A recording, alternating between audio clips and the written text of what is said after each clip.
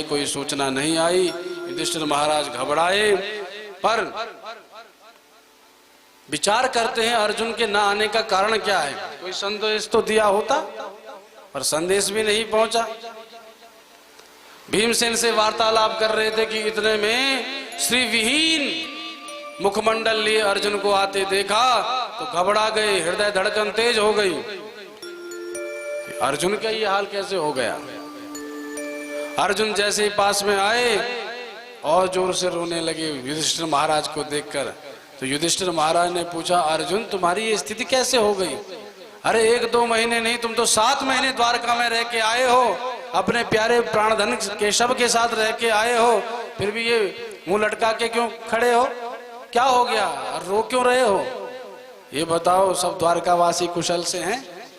ये बताओ, हमारे जितने भी संबंधी जन हैं कुशल से हैं। ये बताओ, हमारे द्वारकानाथ कुशल से हैं।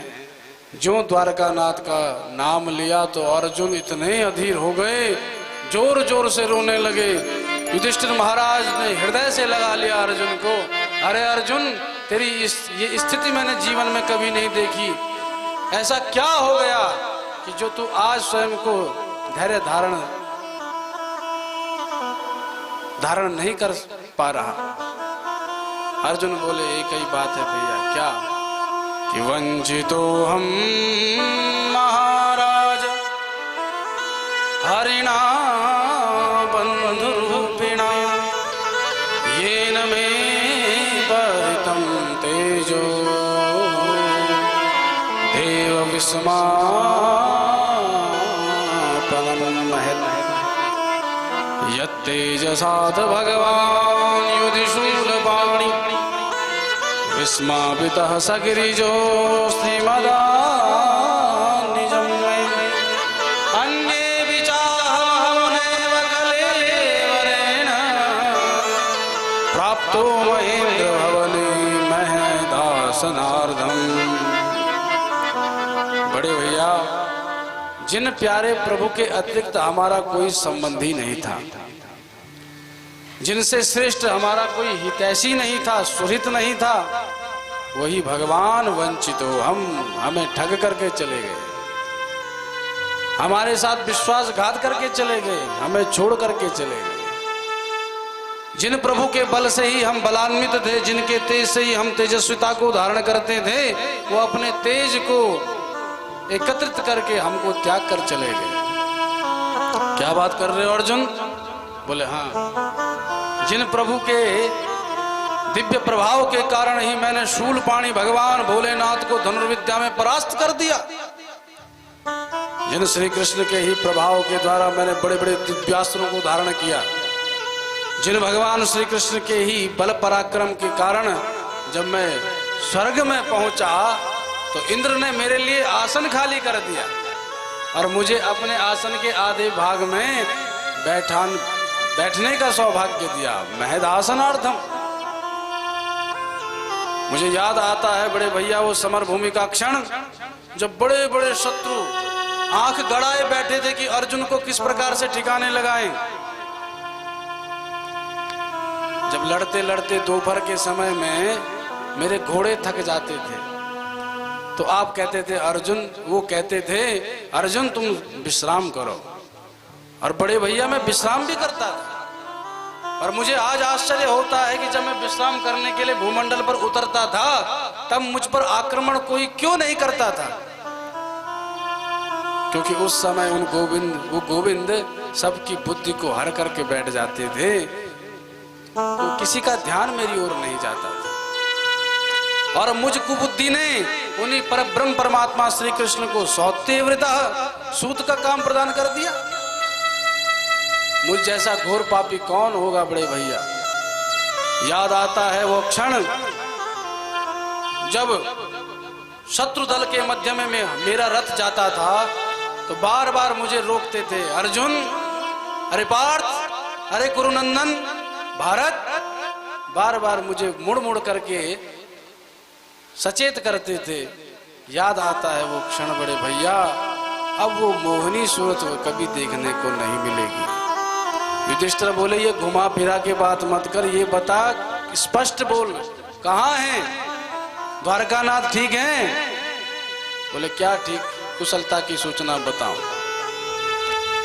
तद्वे धनुस्त ईशवः सरथो हयास्ते सोहम रथी निपतयो यदानवन्ति सर्वं क्षणेन तद्भूत सतीश रिक्तम् भस्मन् हुतं कुहकराढ्यमिवोक्तमूष्याम्। जैसे कोई राख में हवन करता है तो उसका यज्ञ निष्फल है, कोई लाभ नहीं। ऐसे ही अब हम भी उस दिव्य प्रभाव से वंचित हो गए, क्योंकि बड़े भैया गांडी वही है, गांडीधारी अर्जुन भी वही है और यही है, पर आज वो सारथी नहीं रहा। वो अपनी लीला का संवरण करके परम धाम को जा चुके हैं। जो ये श्रवण किया महाराज युधिष्ठिर महाराज तो गिर पड़े। केशव ने हमारा त्याग कर दिया। भीमसेन तो प्रत्येक क्षण डांटते थे, केशव कैसी कैसी बातें करते रहते हो, न इधर की बात न उधर की बात। आज भीमसेन को भी वो क्षण याद आता है कि मैं भगवान को टोकता था। भीमसेन भी स्मरण करते हैं, सैया सनातन विकथन भोजनादि। जब भोजन पाते थे हम गोविंद के साथ में तो न जाने कैसी कैसी बातें, कैसा कैसा हास परिहास उनसे करते थे। वो राजाधिराज अखिल ब्रह्मांड के अधिनायक, न जाने कैसे कैसे अपराध न कर किए होंगे हमने, पर वो सब कुछ सह लेते थे। बोले कैसे, से महान महितया कुमते रघम। जैसे पुत्र कभी कभी पिता को दो बात सुना भी देता है, पर पिता जानते हैं बेटा है, अभी गरमाया है, ऑफिस से आया है, इसलिए ऐसी बातें बोल रहा है, सह लेते हैं। जैसा भी है मेरा ही बेटा तो है। ऐसे वो जगत पिता नारायण हमारी उन अभद्रताओं को, उन अपराधों को क्षमा कर देते थे। पांचों पांडव महाराज अपनी स्थिति में स्थित नहीं है। अब विचार करते हैं इस देह का क्या लाभ जब हमारे गोविंद ही नहीं। इतने में कुंती महारानी भीतर से आई और जो भगवान के सुधाम गमन की सूचना सुनी तो कुंती महारानी के तो सर्वस्व ही श्री कृष्ण थे, जिन्होंने विपत्ति ही मांगी हो इसलिए कि गोविंद बने रहे। और जब गोविंद ही नहीं तो अब जीवन का भी क्या लाभ। तो पृथाव्यनुसृत्य धनंजयोदितं नाशं यदूनां भगवद्गतिं जताम् एकांत भक्त्या भगवत्यधोक्षजे निवेशितात्मो परराम संस्कृते। सारे यदुवंश का संहार हो गया, भगवान भी परम धाम चले गए। इतना सुनते ही कुंती ने न कोई बात करी, सीधा कक्ष में गई, पद्मासन लगाया, ध्यान चढ़ाया और देखते देखते 5 भौतिक देह का त्याग करके उन श्री कृष्ण को ही प्राप्त हो गई। बोलो भक्त वत्सल भगवान की। भगवान के ऐसे प्रेमी तो बस 2 ही दिखाई पड़ते हैं। द्वापर युग में कुंती महारानी और त्रेता युग में दशरथ जी महाराज। जब सुना सुमंत्र के मुख से राम नहीं आएंगे तो राम राम कही, राम कही, राम राम कही, राम तनु परे हरि रघुबर विरह राव गयं सुरधाम। रघुबर वापस नहीं आएंगे इतना ही सुना, 5 बार राम लिया, मानो 5 प्राणों से ही 5 बार नाम स्मरण किया और 5 प्राणों का ही त्याग कर दिया। प्राण अपान व्यान उदान समान, और त्याग करके भगवान श्री रघुनाथ को ही प्राप्त हो गए। हमारी भी स्थिति ऐसी होनी चाहिए, जब तक प्रभु का स्मरण चिंतन बना है तब तक देह रहे, और जब प्रभु का स्मरण चिंतन छूट जाए तो देह भी छूट जाए। बोलो भक्त वत्सल भगवान की। पांडवों ने भी परीक्षित को राजगद्दी सौंपी, हिमालय चले गए और एक एक करके सब रास्ते में देह त्याग करते चले गए। अंत में युधिष्ठिर महाराज ही स्वर्ग की ओर गए। परीक्षा ली थी धर्मराज ने, और जब स्वर्ग में धर्म परीक्षा में पास हो गए, उत्तीर्ण हो गए, तो सारे कौरव पांडव अपने श्रुत बंधुओं को स्वर्ग में ही स्थापित देखा, क्योंकि भले ही कौरव दुर्भावना से भरे पड़े थे, भले ही कौरवों ने न जाने कौन से अपराध न किए थे, लेकिन एक उनका दिव्य गुण था, एक उनसे दिव्य पुण्य हो गया। क्या कि भले ही कुरुक्षेत्र में वो दुर्भावना से लड़े, पर जब भी लड़े कृष्ण को देख करके ही मरे, भगवान श्री कृष्ण का ध्यान करके ही मरे कि भैया ये पांडव सहारे हैं तो इस कृष्ण के, ये कृष्ण न रहे तो पांडव भी न रहे।